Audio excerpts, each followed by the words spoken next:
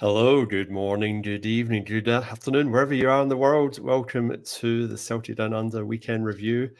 My name is Anthony Maguire, and I'm joined this week by Richard and Paul as we discuss Livingston 0, Celtic 3, back after the international break. Scotland not going terribly well in their two friendly fixtures, going down to the Netherlands and Northern Ireland, but less said about that the better. Richard, how has your Easter, and happy Easter, everybody. How was your Easter long weekend? Super, thanks very much.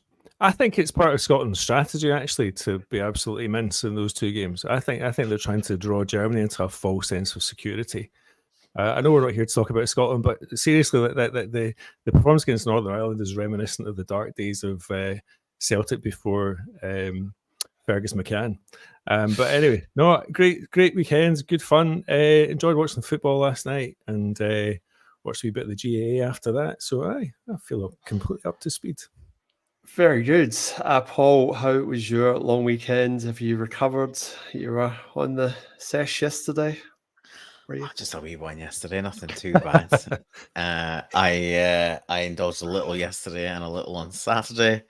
But yeah, other than that, pretty tame, not too bad all round. Live music on Saturday night, which was a great show. A band I've mentioned on here occasionally, Old Mervs, local WA band, playing in one of the quirkiest venues I've ever seen live music. There was a swimming pool in the back kind of yard of the gig venue, which is a new one on me, and I've seen a lot of live music in a lot of different parts of the world. So yeah, it was a great show. And yeah, all around great weekend.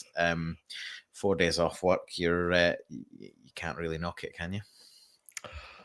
I wouldn't know, Paul, because I was working today. So some of us have got to keep the economy going, as it were. People need their medications. I had a great long weekend. It was try to keep it as relaxing as possible. So got to hang out with my godchildren yesterday morning. So ate Easter eggs with them and got my toenails painted. So that was great. And sung some pizzas for my in-laws yesterday afternoon before obviously sitting down at the nice time of 7 o'clock to watch Celtics. So yay for clocks going back. It does make life a little bit easier on this side of the hemisphere when we're watching Celtic play at night. So good result. Obviously we were going at the game coming off the back of a break. You never know how we're going to start. Obviously, the news during the week was that Rio Hatate may be in the fold, and he obviously made his way back into the starting lineup. So that was obviously a big plus leading into the game. That sort of got everybody talking when the team lines were sort of read out. And the other big one was obviously that Carter Vickers had retained his spot in the team and he was playing on the plastic pitch. So obviously a good feeling that he had or has recovered from his injury woes. The main miss for Celtic on the weekend was Brendan Rodgers, who's serving his one match touchline ban, one suspended. So he will be in the dugout for Ibrox next weekend. Richard, obviously that team lineup, team news, that was all looking fairly positive. So how are you sort of feeling going into this one? Because in years gone by, the spaghetti head has been a bit of a torturous place to get a result. Brendan Rodgers' first stint at Celtic, it was definitely not a happy hunting ground for him. Between that and Easter Road, there were these two bogey grounds. So how were you feeling going into this one, knowing obviously that we'd beaten Livingston a few weeks prior in the Cup, but in their home patch, still no Callum McGregor. How are you feeling? Yeah, I think it was interesting to see Hatate coming back at Livingston. Actually, it was a surprise in some respects because it's not we know it's probably the worst pitch in the league, and coming back from injury and also Carter Vickers again relatively recently injured. Interesting to see that was the choice of venue for him to come back, but glad that he did and glad that he acquitted himself as well as he did. Actually, I thought he had a pretty solid game. Interesting, the kind of first half, and I know we'll get onto that in a moment or two. The first half, it mapped out pretty much how you would expect it, with Livingston playing really, really tight, very compact, defensive structures made it very difficult to break them down. But yeah, no, I was excited to see Reo Hatate back. His composure, his class. Paul, any sort of feelings leading up to the game? Obviously, we talked during the week about Brendan Rodgers and the disciplinary thing, but did you have any fears of him not being in the dugout, that was going to have any serious impact going into this game? And just your thoughts, obviously, like I said, it's not been our most prolific sort of venue to get results in the past. Yeah, absolutely. No real concerns with Rodgers not being in the dugout. He's obviously had all week to work with them prior, and it's literally the last 15 minutes before the teams went out that I think he had to be out of the dressing room, and then done until afterwards. So I think everybody knew their job. The fact it was a pretty up there with probably the strongest side available, with who was around. And they just went out and they did their job. I thought we dominated start to finish. We just probably didn't click in the final third.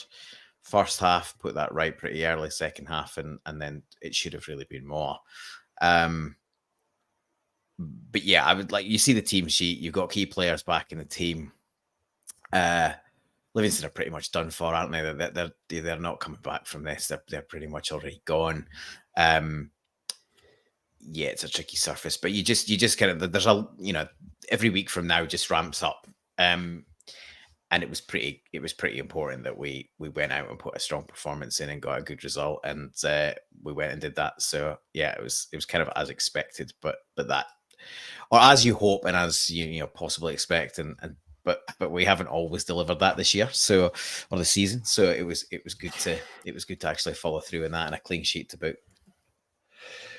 Yeah, I mean, I think Richard hit the nail on the head before. Hatate made a big difference. His tempo right from minute one, he was getting involved. He seemed to be playing in that sort of left-hand sort of channel. So he was sort of linking up Taylor and Maeda, and then that seemed to push Matt O'Reilly further forward and got him more involved in attacking play. And that's definitely, I think, one of Matt O'Reilly's better games that we've seen this half of the season, or since the turn of the year. So it's no coincidence that as soon as he's back in the team, that other players around in the midfield lifts a bit. Also thought Tomoki Iwata was very comfortable and put in a couple of very timely challenges just to sort of break up any sort of sniff of Livingston trying to get out of their own half, which admittedly did not happen very often. And I think for me, that was one of the things that, as much as attacking wise, we had lots of possession, and we'll talk about the chances, because I didn't feel there was that many in the first half, but then on rewatching the highlights today, I actually went, we did actually create a fair few chances in the first half as well. Just didn't feel like it. But just that way, shutting them down and just recycling possession, and a lot of that's done at Carter Vickers. But just, I felt that was really, really good, and it was good to keep a clean sheet. I'll just bring some of the comments in, guys, just before we move into the stats and talk a bit more about the game in depth. So Jake's just seen here, watching live for the first time. Jake, good to have you on board, buddy. Pete McLaughlin saying Haxham's just finished. Well, turn that hour into 2 hours, because we're going to be here for the next hour, mate. So get involved. Hail, Paul. Dr. Strangelove saying, hail, fellas. How you doing? And then John saying that you must have fell out with your missus over the long weekend, Paul, because you're just on so many podcasts these days. I was filling in earlier on. We had a late call off. Usually only on one show a Monday, but yeah, I was on twice today. So good for you. Hopefully I'll be consistent. Hopefully I'll be consistent. I won't say one thing different from this to the other. Got your message sorted. Yeah. I won't fact check you from one to the other, Paul. So all good. So usual stats from Celtic: 76% possession for the match. That's been a pretty hallmark sort of stat for most of the season. 8 corners to 0. We're offside 3 times to 0. 10 shots on target, and they got a yellow card, and we forced 7 saves to our 1. Richard, obviously, we didn't score in the first half, so there was quite a few chances. Like I said, I didn't really remember them, but obviously, upon rewatching, as we have the benefit of doing within 24 hours of coming on, I'll make it easy. Should we have had a penalty? I thought we should have had a penalty. There we go. And who was the referee? The referee was John Robertson. I mean, it's just really unfortunate. I thought that was a penalty. There we go. Devlin taking his leg through Kyogo didn't really connect with the ball, and Kyogo was on the deck and he hurt him. So yeah, I thought that was a penalty. Yeah, the chances few and far between. Daisen Maeda, topic for discussion. I like Daisen Maeda. I'm a flag carrier for him. I think he's a great player. I think he gives us a lot of width and energy. He's a very dynamic runner, but he was really wasteful in the first half yesterday. A couple of crosses that I don't know. His target looked as if it was over the roof of the stand, actually, rather than just the rose ed that he's akin to hitting at times. Yeah, interesting what you think about that. I actually thought that, as I said, Livingston very compact in the first half, very difficult to play against. Iwata, some good break-up play. Hatate, fabulous composure on the ball, had a go himself just past the post. I thought that was a reasonable effort, given how high up Livingston were playing. Couple of chances. I think that Kyogo was the only. I think, in fact, in commentary, I think it was said that Celtic had only had no halves this season where they hadn't had a shot on target, and Kyogo's effort towards halftime was the only shot on target of the half. Yes, so that was a statistic. Apparently, we've every first half of the game of the season, we've managed at least one shot on target, and up until the 43rd minute or whatever, we hadn't actually managed that against Livingston. But then, like I say, Kyogo, the ball through from Matt O'Reilly and beat the two defenders and managed to force the save from Joel George, and yeah, got that shot on target. So that stat remains alive this season. Ray Bradshaw, a comedian, sort of made a bit of a comment saying that every time I see Daisen Maeda play, I think of the time my neighbour said to me, imagine how good he'd be if they let him train with the ball. And that's kind of like, he's got all the running down, like he gets in the right position, and then the ball touches his foot and it goes like as if he's playing rugby and he's trying to like thread it through the goalposts. Paul, we'll come back to the penalty in a minute, Richard, so I haven't forgotten about that. We'll have a bit of discussion around that in a second. But Paul, were we a bit wasteful in the first half? Did you feel that, because I kind of felt our crossing out wide from both sides was probably letting us down to a degree? Like Kyogo was getting in the right spots, we're making the right runs, but we're just kind of a bit wasteful in those wide positions to an extent. Yeah, I think that's fair. To Richard's point, and obviously you've followed it on. I think, yeah, look, Maeda is a bit of an enigma, but I'm not willing to be too harsh on him in this particular match because that surface is just dreadful. And the faster you do stuff on a bad surface, the more exacerbated the problems are going to be. And you know, he does stuff at pace. He's only got one mode, which is Duracell Money full pace on. So, well, look, we've been round the houses on this. If he had the end product consistently all the time, he's a £30-40 million pound player, and he's not with Celtic. So we've got to take that off with a smooth with Daisen. He didn't have his best half. I thought he came on a bit more to a game second half before he was subbed. But in general, you're right. Final, but I think the difference between the two halves is we played with a little bit more intensity second half, and things connected.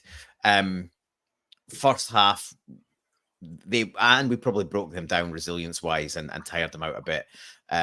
They were resolute first half. We dominated possession and controlled the match from start to finish. Joe Hart hasn't a save to make. You're right. Carter Vickers just between Carter Vickers and Iwata, pretty much snuffed out anything, as it came through. But back to the point about being wasteful, we just didn't quite click on that final ball. There was some good stuff down both sides. There's an early chance for Kyogo, which I think a bit of an interplay gets AJ in and he flashes it across goal. Kyogo makes a contact, but not enough to turn on target, and he's really disappointed with himself. But then the flag's up and he's offside. So whether he would have been on VAR review, that's another question. But he was flagged offside at the time, but he didn't make full contact. I thought Hatate, Richard was right earlier. He made such a difference, and you see what we've been missing. Willing to progress the ball, willing to put things in behind. He's got that half, working on the half turn, moving quickly. And he had a couple of digs himself, but he had a couple of good balls into the channel over the top for either AJ or Kuhn to run into. And yeah, just generally the final ball wasn't quite there first half, but we put that right second half. Mahesh is coming in with some of the stats, as he always does. Mahesh, thank you for joining us. So he's saying third best attacking contribution for Celtic at 0.57, expected assists and goals combined better than O'Reilly, even though O'Reilly scored. And then there's another one here. Dr. Strangelove just saying the tempo on that pitch keeps Livy in the game, which I do agree, because whenever it gets sunny at that ground, the park just gets sticky and dries out, and you see the ball just even sort of scuffing across the surface. It just kind of slows it right down. So, yeah, I think if we played him at Celtic Park, he could have doubled that score, I think, yesterday, because 3-0 probably flattered Livy to a certain extent by the time the 95 minutes or 98 minutes, whatever it was up. And yeah, I guess coming back to Richard's point before, obviously the major talking point in the first half was the shout for a penalty. So, Kuhn's dinked the ball over to AJ, who again has played a flashing cross into the box to pick out Kyogo. Kyogo's gotten in front of Mikey Devlin. Mikey Devlin's coming in the back of him, probably need the back of his left leg, I think. And then that's brought Kyogo down. Don Robertson, no penalty at the time. I can sort of understand that to a degree, because that's quite hard maybe to pick the contact. Was the contact? And then, but why is VAR not asked Don Robertson to have another look at that? I'll let you both have a say on this. So, Alan Muir, he's the referee who gave the handball goal. Oh, which one did he give? He gave a controversial decision against us earlier in the season. I can't remember which one it was now. But Richards, John Beaton was the Hearts Méchant élève. I've already made. I've pinned my colours to the mast. I think it was a penalty. It was just it was a very quick VAR. I think they did look at it. Yes, they did look at it and quickly dismissed it. Which, I don't know. I've seen them given, and it's going to end this controversy about where the arm position is, right? But if somebody clears you out from behind and they're not in possession of the ball and they didn't make contact with the ball, that's a penalty. Paul, what's your thoughts? It's a stonewaller. It's an absolute stonewaller. I think if there's no VAR, the referee, you potentially give him the benefit of doubt. Because you tend to look below the knee level. You're looking for feet contact usually. And on the first couple of angles, it's a bit inconclusive as to how much contact there is between the feet. But then, as Richard says, and you mentioned it as well, there's a brilliant angle where it's knee into the back of knee and it cleans him out. There's no contact with the ball. It's 100%, he's cleaned them out, and it's knee to player. There's no ball involved. It's about as simple as it gets. And as soon as Alan Muir in the VAR studio has seen that angle, he's got to be encouraging Don Robertson to go look at the monitor. And as soon as Don Robertson sees that angle, he's got to give a penalty. So he should probably give it on pitch. He doesn't, and then it's compounded in the studio. And at this point, I'm not really one for the conspiracy theories, but at this point, it's hard to make any kind of defense of them in this one, because it's about as clear a penalty as you can get from that angle. I've heard some nonsense. I read some nonsense online today about Kyogo stepped across him as he's about to play the ball. Well, Kyogo's not trying to play the ball. Well, hang on.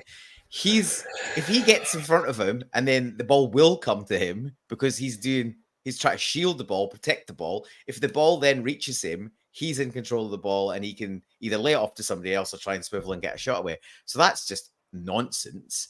And as soon as he puts his as soon as he puts his body between the player and the ball, and the player Devlin doesn't get anything of the ball and only gets man, it's about as clear a foul as it could possibly be. So,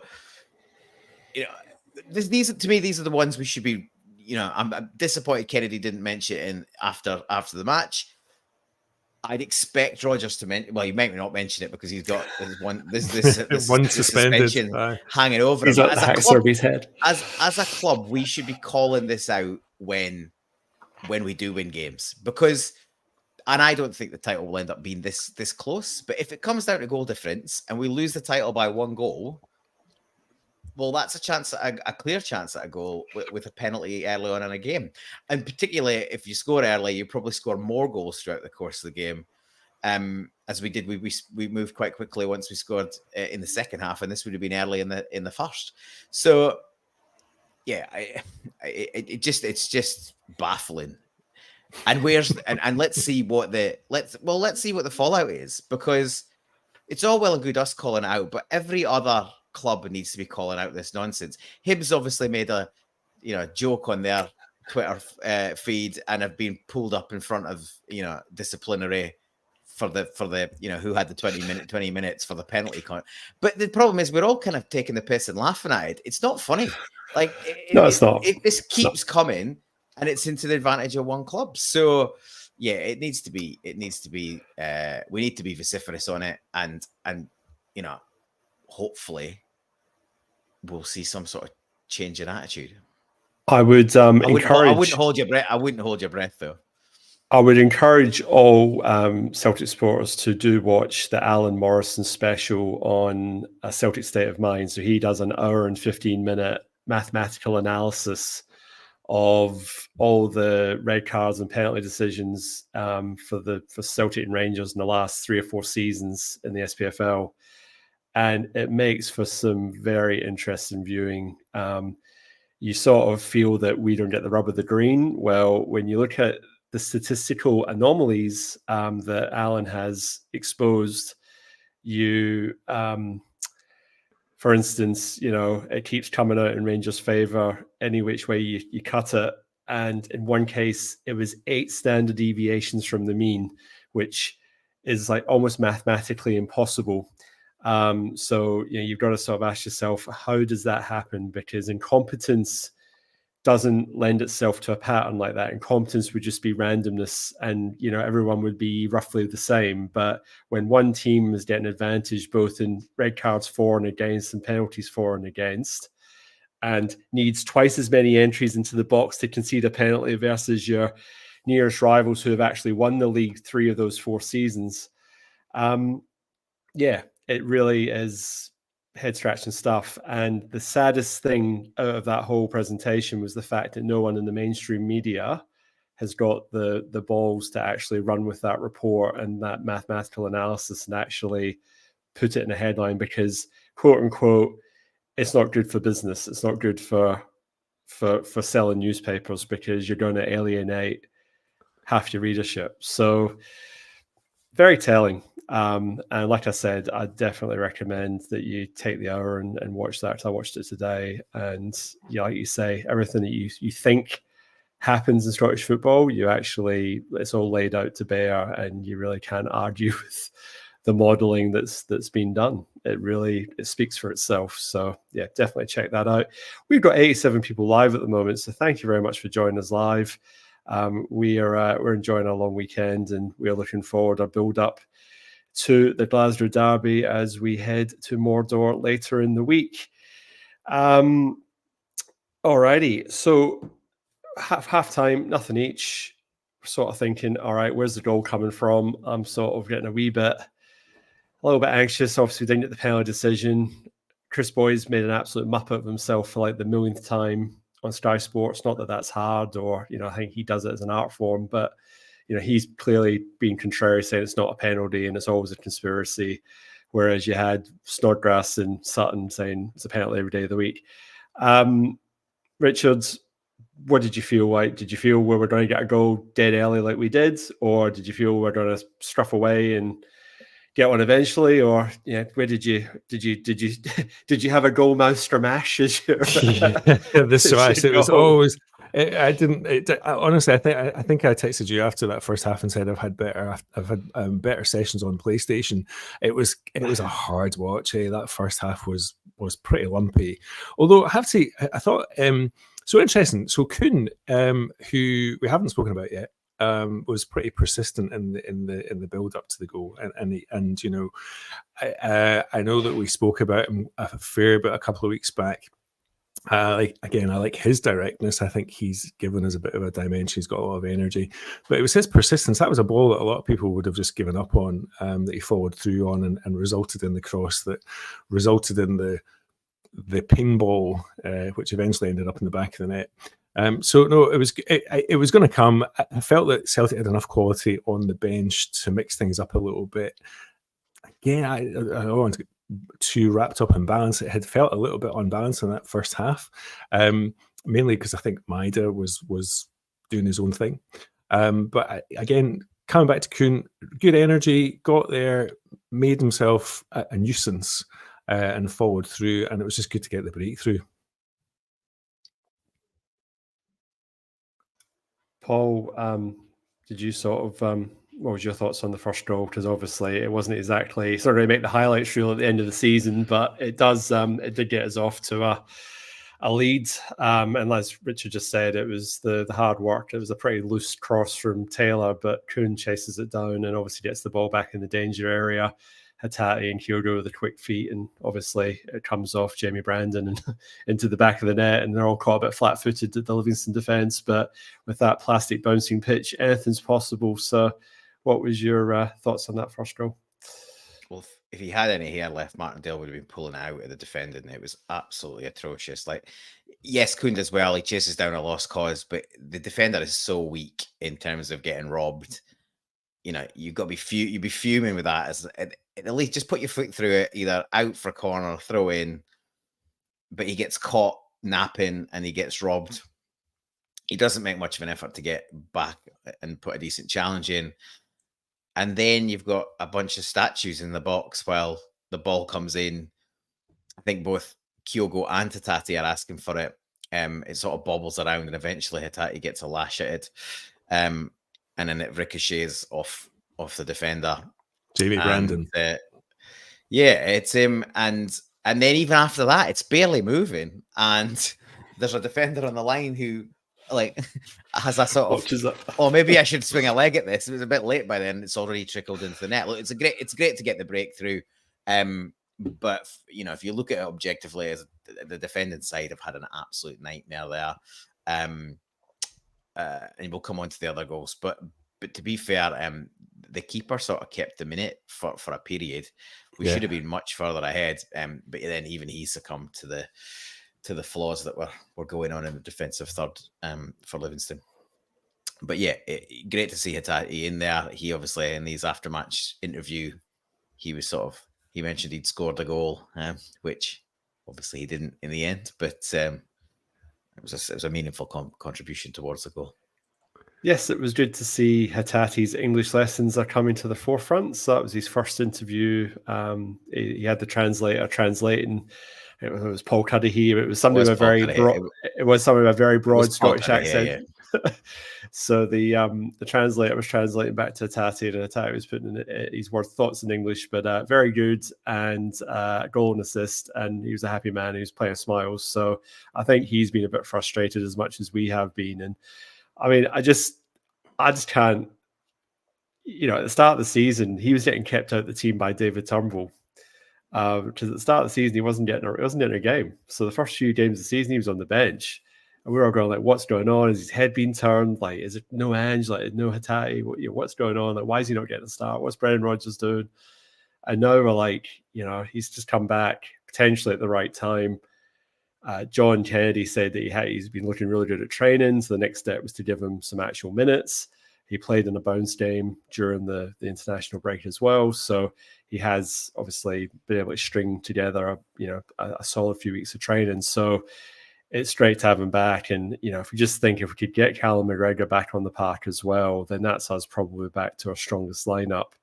I'm not dismissing Toki Awada, because I think I'd be more than comfortable with him in the heart of the central midfield if, Cal McGregor's not fit and not available. But just thinking if we can get McGregor back, then that's us back to pretty much a full strength squad to pick from. And it just makes such a difference because when the substitutes came on, we didn't have that dip in quality that we have done through the season. So at the 65th minute, we brought on Paulo Bernardo for Rio Hatate, who'd done his 2/3 of a game, so that's fair enough. And then on the 71 minute, we made a double change. So Adam Ida coming on for Kyogo, and then we had Yang coming on for Kuhn, and then that led to the second goal a minute after that. Paulo Bernardo getting amongst the goals. We know he's capable.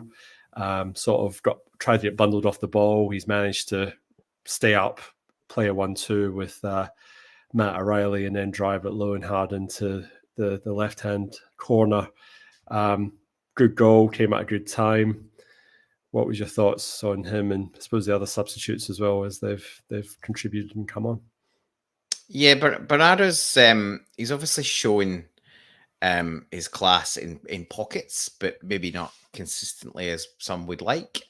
Which is probably not a massive surprise given he's in and out of the team and on the bench, and he's still a young guy in his first season with us. But plenty more of that will, is what we want to be seeing. He showed really good intent to sort of win the first tussle, sort of 50-50 at that point, and he makes it his, uses good body strength.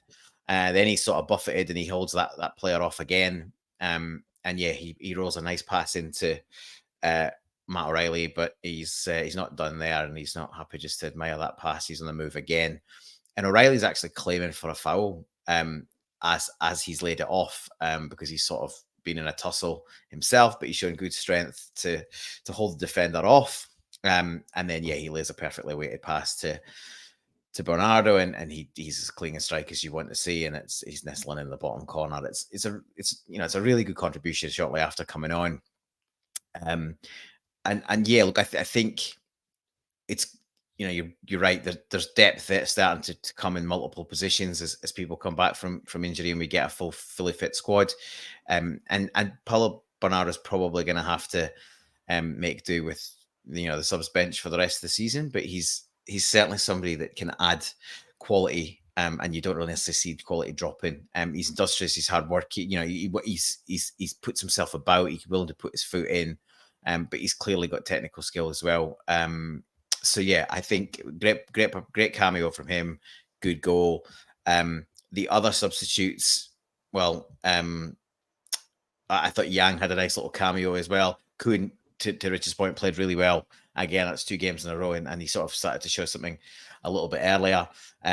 So yeah, he's probably, Nick Kuhn's probably got the jersey, but Yang, obviously, but for that ridiculous decision, he probably was coming into that point. So you've now got 2, almost 3, depending on which side we're going to play Forrest on, because Forrest, it showed he's got something to contribute, albeit off the bench. So yeah, Yang and Ida both involved in the third goal. And yeah, Kelly comes on as well, and he should probably have added the gloss with a late header, and he looked perfectly comfortable as he has done when he came on as well. So all in all, I don't think you can be concerned, and obviously Forrest only got a little cameo at the end as well, but he was fine. I don't think there was any failures across the Celtic team. Yeah, you can point the finger at Maeda a little bit, but we've touched on the surface. I'm not going to labour that point. I think it was a good team performance, and everybody that sort of started and came on contributed, and everybody can feel pretty pleased about their individual and the team performance, and it's exactly what you want going into a massive fixture next week. It is. Calmac, absolutely. Calmac, I think the news is that he is likely to be back next week in some form or another. I think he's pretty close. And I guess there's a bit of chat there about how he slots into that midfield. I mean, I think he's a stick-on starter if he's fit. I think there's been a bit of debate in other quarters about him and Iwata, and who would you rather have? I think that's probably been the kind of the like for like debate, which I don't really see as a like for like. But anyway, Cal Mack, guys, what do you think? Do you think he would be a stick on if he is fit, or is he someone that you try to give a half of or expect to get 60 minutes of rather than expect him to run the distance at Ibrox? I think you've got to start him if he's fit and he's put his hand up. He's got to start, and then if he needs to come off, he comes off. But I'm never one for having potentially injured players on your bench, and it's like, what are you going to achieve if he comes off the bench and then he hurts himself and he's got to come off again? I'd rather him start, and if he blows the gasket after 20 minutes, so be it. Obviously, I hope that's not the case. I hope he plays the whole game, but worst case scenario, then you've got a replacement there in Iwata. You're right, Richard. They're not exactly the same player. They're playing the same position, but they play it differently. And I think you'd want McGregor in there going to Mordor if he's available. But if there's a risk around that and he's not, I'm going to say not 100%, but if he's only 70, 80%, is it worth it for the sake of another couple of weeks when we're going to still play them at home as well?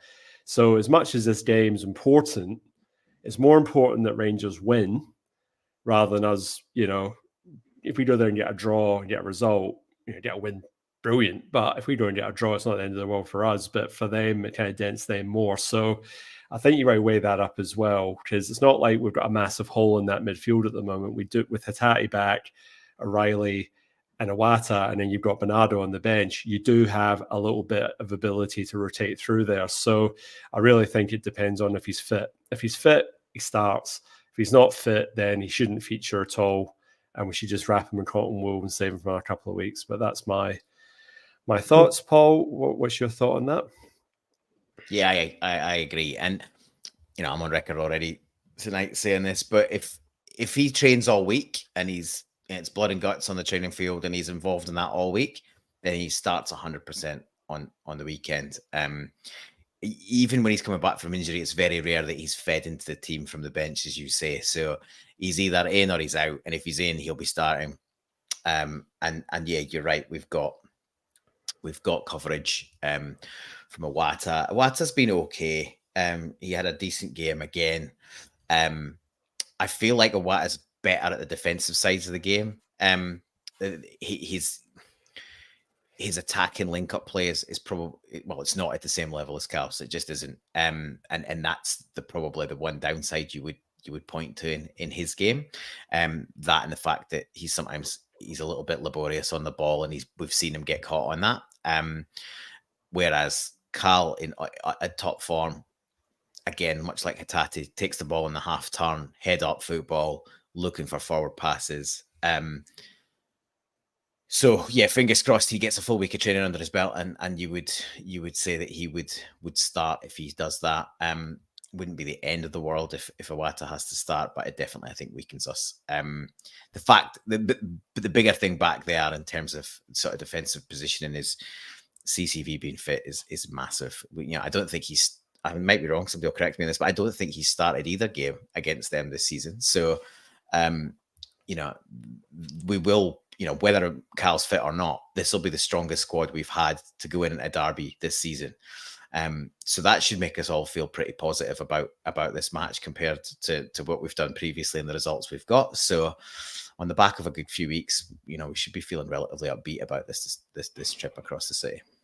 I just think the other thing as well is that it does, when Cal Mack does play, he tends to attract two of their midfielders to put pressure on him. So if he gets double teamed, then if Hatate's in your team, then that gives him a bit more license to get on the ball and get the ball moving forward. So Peter McGloin's just saying here, says, I like Cal Mack to start wearing the mask. That would be funny. And Mesh counterpoint here saying, great for attack, but Celtic needs someone to track Cantwell and break down his play. So Wata might be the better option. Well, time will tell. And I must admit, the Kennedy was a wee bit coy with McGregor's progress in the post-match interviews. So we'll just have to wait and see on that one this week. And I think, like you say, the old photos from the training ground on Wednesday and Thursday are usually quite telling. So if he's in amongst it training with the team, then you can assume that he's probably going to be involved. But if you don't see him out there early doors this week, I think you're probably safe to say that maybe it's just come a little bit too soon for him. But we'll see. And like I said, we hope our captain is fit and available, because he does make a difference. And like you say, Paul, it'll be really good to take this lot on with a full team to pick from. It would, we've kind of had to play them with one hand behind our back all this season so far. We've come away with the results, but it'd be good to actually go there and put in a performance and get a result. I'm not being too greedy, but that would be nice. Richard, there was one more goal.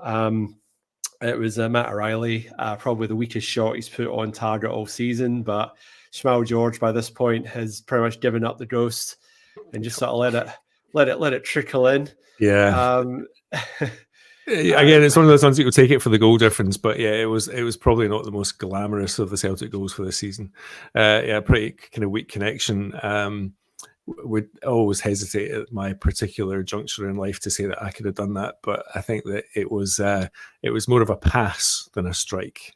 But good to see, and it is. Listen, that is us one goal to the good in goal difference, and we've scored more goals than the Dark Forces. So all these little things are important. But yeah, we'll take it. Yeah, no, I hear you. And like I said, the other good thing was the James Forrest trademark cross, where he does the thing where he gets the defender to slow down, and then he just does that knock pass and just breaks that half a yard to whip the ball in. And he's done that his whole career, but like he's still doing it.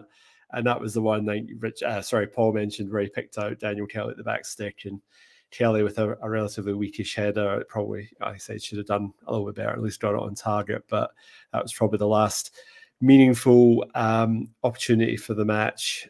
So we ran away 3-0 winners. Like you say, could have been a few more in the day, but I think if anyone had asked 3-0, no injuries, Hatate and Carter Vickers to put in decent performances and the rest of the team to perform, I think you really couldn't ask for much more than that on that surface. Richard, is there any other takeaways from the match that you sort of noticed, or anything else that you wanted to bring up or talk about that we haven't talked about already? I think we've all touched on it, but I really enjoyed watching Cameron Carter because he didn't have very much to do, but he just gives that sense of composure. And anything that kind of looked like it was like there was even half a chance of it filtering through to the back, he was there. I know how much love there is for Liam Scales on our chat here, but Cameron Carter Vickers, I think, helps him anchor and makes him a calmer and more accomplished central defender. I like to see both him and Hatate in the same team again. I think there's a class and a confidence about us that I don't think I've seen very often this season. So yeah, brilliant to see him back. That was brilliant to see him back doing this full game and also performing as well as he did. I thought that he is a very good fulcrum for the team. Paul, anything that sort of propped up from the game that we haven't spoken about yet, or you've spoken about previously and want to bring up again? No, look, I think Richard's right. We've touched on it a bit, but CCV just exudes a calmness through the whole team, and everyone sort of feels a bit better about things. And we generally just look better when he's in the side. I've made comments on Scales in the past. I thought he had a really good game. Well, he had a good game. He had a solid game. He didn't have too much to do defensively, but what he did do was solid enough. He had the odd slack pass, but I'm not going to get too harsh with him on that. I think the fact that Carter Vickers is back and Iwata's in the team, or Cal, when he comes back, they're going to take more of that responsibility for progressing the ball forward, whereas for whatever reason, Liam Scales been given that responsibility when Carter Vickers hasn't been around, and I don't really think it's a strength of his game. As I've said before, he's a good solid defender. He blocks, he gets his head on things. He's willing to put his body on the line, but I don't think his distribution is really, where his strengths lie, and we shouldn't have been as reliant on him for as long as we have. As I touched on earlier, just a solid performance going into a massive week. Controlled it. It's about, like, I think we all would have used the old phrase, 3 points and up the road for this one. It's a fixture that we've never really enjoyed. The football's never scintillating because the surface is so shit. So any kind of performance and result at that ground is a positive. and as it stands, it's about as comfortable a victory as you would see us at that ground. So puts us in really good shape. I'm feeling pretty positive, assuming we get through a week of training with everybody getting through that unscathed. These are the games that Brendan Rodgers lives for and thrives on, and I would imagine there'll be a reasonably upbeat mood around training at Lennox Town this week, which is exactly what we all want going into a massive fixture. And I do think that if we can get a result there, that will set us up to go on and clinch the title. But it's there's a lot to happen before then. But I think we're probably feeling as confident as we have done in a long time going into this one. I'll just bring in some of their comments. We've got Paddy Lavity here just saying, afternoon, guys. Good evening, Paddy. How you doing? We've got John Clements here saying that CCV is a brick shithouse and reads the game so well and is so quick. Yes, I think we all agree on that one. Peter McGloin saying that CCV helps Stales, but it still worries me slack forward passes. I must admit, my criticism of Stales was a couple of times just dribbling aimlessly forward with the ball, slowing down the transition, something he's been guilty of quite a lot this season. So in the first probably 20 minutes, he did it a couple of times, and there was once he did get caught in the ball. But after that, he kind of tightened up a bit, and they didn't really have a sniff after that. There was one here saying that the pitch hurts my eyes. Yes, it kind of does look like a billiard green. Like it's just horrible. And like I say, the Livingston look like they're set to go down. So, there's every likelihood that they could be a wee bit of a free fall. But, I don't think they'll be back in the Premiership anytime soon, which is good for football. Football's the winner on that one, I think. And then Paddy's just saying it's Easter Paul for F's sake. Watch your language. Richard, what were you saying? Yeah, I was going to say that Kelly are ripping up their pitch, aren't they? They're ripping up their plastic pitch and putting grass down for next season. They have said that if they've got the money, they will do it. So they haven't said they are definitely going to do it, but if they've got the money in the bank, they will do it. So we're hoping, obviously, that will be the case. But that will be actually a bit of a leveler for Killie, because they're one of the hardest teams to beat at home. And you have to say that their carpet has a lot to do with that as well. So it is going to make their ability to stay in the league. And they've actually sewn up 6th spot now, because they managed a 1-each draw with Hearts. They burst my coupon on the weekend. Gamble responsibly.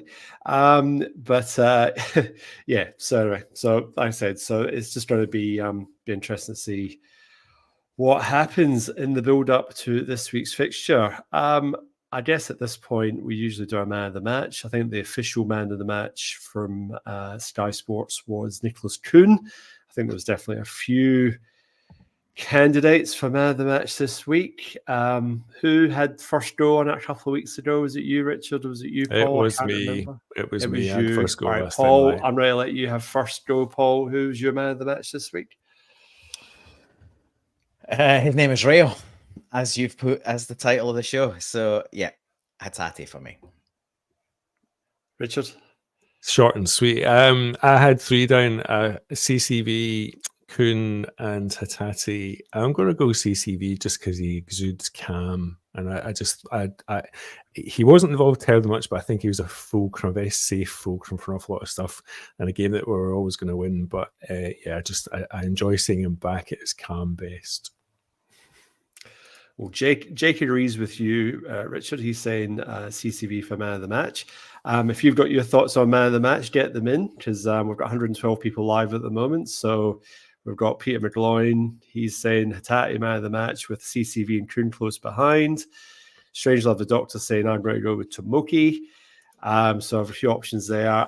I'm ready to go with Hatate. And Richard, your points are valid. I just think that Livingston didn't offer a lot going forward. So I think Carter Vickers had obviously snuffed the danger out quite quickly, but I also kind of felt that he had a reasonably easy day at the office, because Livingston didn't really put us under any real considerable pressure. We didn't defend any corners. I think there was like one set piece where they launched it and kicked over the bar or something like that. So I think the fact that attack has come back out the cold, hasn't kicked the ball pretty much all season, to put in a performance like that, to get involved so early in the game, take the ball on, a couple of long-range chances, one that whisked over the bar, one that went wide, got involved in the own goal. I just think, for me, I think he sort of warrants the man of the match.